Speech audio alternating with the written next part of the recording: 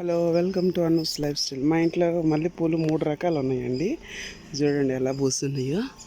దీంట్లో ఒక్క దాంట్లోనే 3 ఉంటాయి మొగ్గలు. ఇది 1 ఇట్లా 2 3. చూడండి ఎలా ఉన్నాయో. 3 రకాలు ఉంటాయి. చూడండి ఎంత బాగా పూస్తున్నాయో.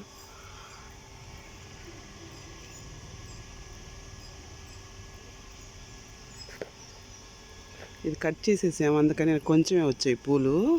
చెట్టు అంతా కట్ చేసేసాము, అందుకని కొంచెమే వచ్చాయి పూలు. ఇది ఇంకో రకం అండి. ఇది ఇంకా గుండు మల్లి. ఇది గుండు మల్లి. ఇక మొగ్గలు చూడండి.